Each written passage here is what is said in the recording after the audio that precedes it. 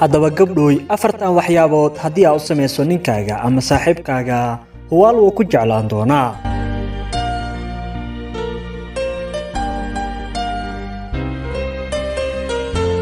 kow xushmada. nin kasta wuxuu jecel yahay in la xushmeeyo xitaa haddii uu da'yar yahay. mid kastana wuxuu rabaa in xaaskiisa ama gabadha uu xiriirka la sameynayo inay xushmeyso inta uu nool yahay. labo daacadnimada. daacadnimada qof walba ayaa jecel, laakiin haddii uu arko inaad daacad u tahay huwaal si qaas ayuu kuu jeclaan doonaa. isku day inaad daacad u ahaato ruuxaad jeceshahay. saddex taageernimada iyo inaad dhiirigeliso ayaa ah mid wanaagsan. ragga markii ay xaalad la soo diristo waxay u baahan yihiin qof ka bixin kara ama dhiirigeliya.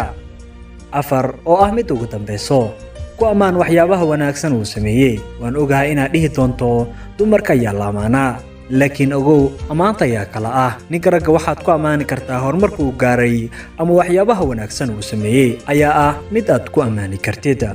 waad ku mahadsan tahay daawashada muuqaalkan. haddii aad nagu cusub tahay fadlan nagu soo bir, sidoo kale la wadaag asxaabtaada si aan u helno asxaab sida adigoo kale. fikirkaaga qaybta hoose ee faallada nagu soo gudbi, waxay noo tahay dhiirigelin aad u weyn.